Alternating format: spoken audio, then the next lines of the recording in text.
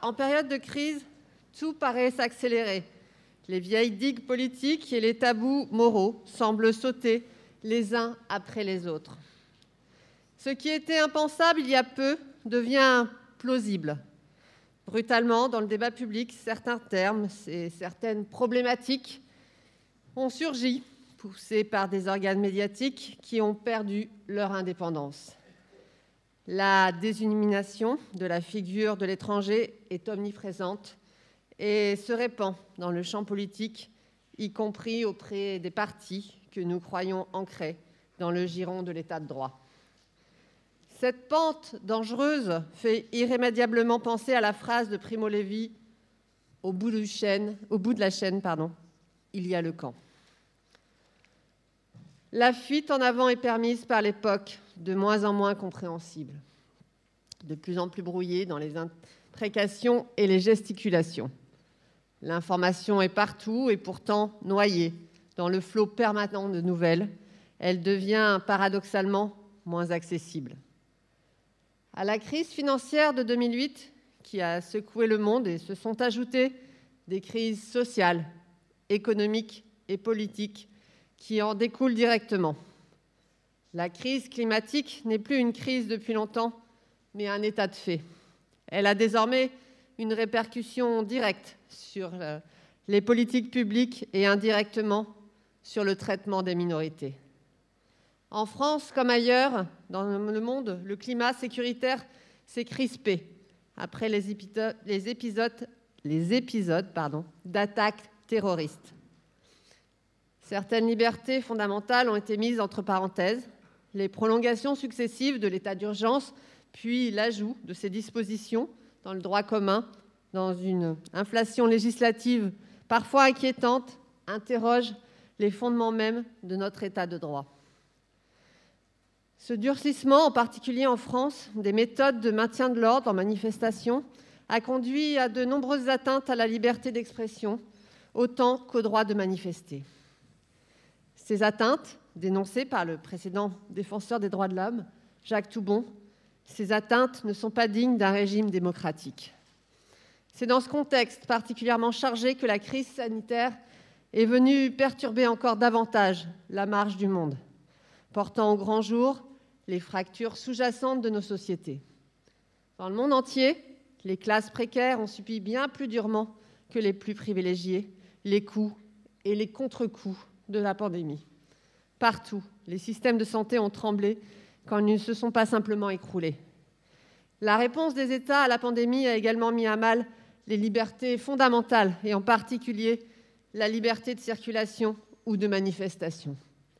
L'époque est trouble, mais c'est précisément lorsque l'époque devient difficile à lire, lorsque les vieilles solidarités semblent se déliter, lorsque les idéologies semblent se fondre dans des magmas de pensées simplistes et que les vieilles frontières de l'acceptable se voient dépassées, qu'il est indispensable, vital même, de revenir aux fondamentaux. Alors que le terme crise migratoire est omniprésent dans notre espace médiatique, notamment pour qualifier la situation extrêmement confuse de la présence instrumentalisée des réfugiés et d'exilés, notamment syriens et kurdes, à la frontière entre le Bélarus et la Pologne, revenir aux fondamentaux nécessite un courage politique dont les dirigeants actuels de l'Union européenne semblent dépourvus. Les fondamentaux sont pourtant simples. Avant tout, nous avons affaire à une crise humanitaire. Des enfants meurent, littéralement, de froid dans les forêts situées à quelques centaines de kilomètres de Paris. La crise humanitaire est facilitée par l'atteinte aux droits de l'homme, les plus fondamentaux pour se déplacer. De la part du Bélarus, nous ne sommes pas surpris. Nous ne pouvons pas en attendre moins d'une des pires dictatures du monde. Nous pouvions en revanche espérer que l'Union européenne et ses États membres se montrent à la hauteur. Comme un écho funeste au drame qui se joue à l'Est, le naufrage, il y a quelques jours, d'une embarcation de fortune au large de Calais, entraînant la disparition de 27 exilés, m'a profondément bouleversée. Et comme à l'Est, la seule réponse dont semblent être capables nos dirigeants est sécuritaire. Le président de la République a appelé à un renforcement de Frontex, comme s'il s'agissait d'une crise sécuritaire, alors qu'en réalité, ce drame n'est que le résultat de situations de crise humanitaire enlisées depuis des décennies, révoltantes de violence aux alentours de Calais. L'époque que nous vivons est marquée par un tas de crises permanents. Mais comme souvent en période de crise, de nouvelles formes de mobilisation et d'adaptation de l'espace public, plus horizontales, plus organiques et plus agiles, ont vu le jour. Parfois, comme l'expression d'une colère légitime devant le caractère inacceptable des inégalités qui se creusent, parfois comme celle d'une angoisse de lendemain qui ne chante plus, et parfois comme d'une envie de changement qui est une bouffée d'oxygène dont nous avons tant besoin. L'énergie des mouvements féministes et des mouvements pour le climat, notamment portés par une jeunesse dont l'impatience jure avec l'apathie d'une classe politique qui ne semble pas mesurer à la juste hauteur l'urgence de ces enjeux existentiels du siècle, doit nous obliger à l'action. En tant que maire du 12e arrondissement de Paris, outre la joie et la fierté de vous accueillir ce matin dans mon arrondissement, je m'engage quotidiennement pour que les droits soient non seulement respectés, mais pour que leur application soit élargie et leur accès le plus direct possible. En tant que responsables politiques, nous avons besoin des militantes et des militants des droits humains pour nous alerter, pour nous aiguiller. Nous avons besoin de vos réflexions pour mieux comprendre ce monde, parfois compliqué. De votre côté, vous pouvez compter sur mon soutien et celui de mon équipe municipale, en particulier celui de mon adjoint, Jean-Luc Romero-Michel, qui est adjoint à la maire de Paris, en charge notamment des droits humains. Je remarque d'ailleurs avec plaisir que vous avez invité la directrice générale d'Oxfam France, mon amie Cécile Duflot, qui a été une des figures à l'origine de mon engagement politique. Cette époque, aux lignes fracturées, aux repères moraux brouillés, aux dissonances destructrices, appelle des voix comme les vôtres, des voix féministes déterminées à l'implication sans faille. Elle appelle aussi aux engagements de tous les bénévoles de la Ligue, dont je salue très sincèrement le travail et avec beaucoup de respect. Au bout de la chaîne, mesdames et messieurs, il y a le camp. Mais les chaînes incassables n'existent pas, pour peu que l'on ait de bons outils.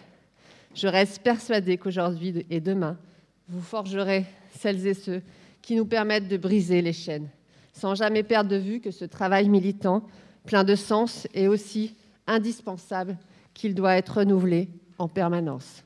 Je vous remercie.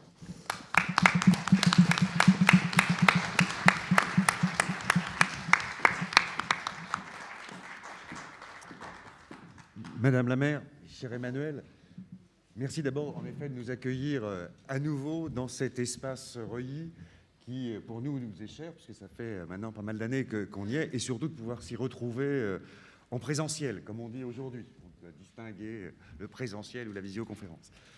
Mais surtout, merci de ces messages au fond. Ça fait longtemps que l'on n'a pas entendu des discours avec lesquels nous serions d'accord pour partager chaque mot, chaque sens. Dans cette période de campagne électorale au niveau national, où, en effet, face aux crises, la tentation autoritaire est souvent celle constatée, la capacité d'entendre déjà un discours qui part par une approche qui est la nôtre, mais en même temps d'une volonté de dialogue, nous est particulièrement chère. Nous savons que le travail des élus locaux, encore plus avec la crise sanitaire ou la crise face au terrorisme, qui a meurtri aussi notre capitale, amène à des responsabilités lourdes, à des tensions qu'il faut gérer, à des divisions qu'il faut gérer. Et il est important justement que le politique soit à l'écoute de la société civile, mais aussi soit ferme sur l'état de droit, sur les droits, sur les libertés. Et c'est important en effet que ces élus locaux soient là, pas seulement remerciés par le président de la République, mais aussi écoutés par lui, comme il doit, avec le gouvernement, entendre les associations de défense des droits pour rappeler que tout n'est pas permis au nom des crises financières, antiterroristes ou sanitaires. Et ces paroles sont importantes parce que nous sommes profondément attachés au dialogue avec les institutions, avec les élus locaux. Nous avons un fort attachement à la démocratie. Et dans la démocratie, il y a le dialogue civil, le dialogue entre les élus et la population. Et ça, c'est un lien essentiel pour justement faire face aux divisions, pour trouver les espaces de délibération, trouver ces espaces de concertation qui permettent d'aboutir à une solution et à des solutions apaisées face à des questions complexes. Donc merci de ces paroles, merci de cet accueil, merci de cette vision politique. Et on sait que dans le 12e, malgré les difficultés qu'il peut y avoir, on sait qu'il y a toujours des questions avec des rassemblements dans quelques endroits, avec la police, mais nous savons que par le dialogue et justement par ce lien entre associations et élus locaux, nous pouvons en parler, nous pouvons mettre ensemble des solutions face, en effet, ce que je disais, à des questions complexes. Donc merci beaucoup de ce message, merci beaucoup de cet accueil et évidemment, nous aurons plaisir à revenir l'année prochaine. Merci Madame la maire.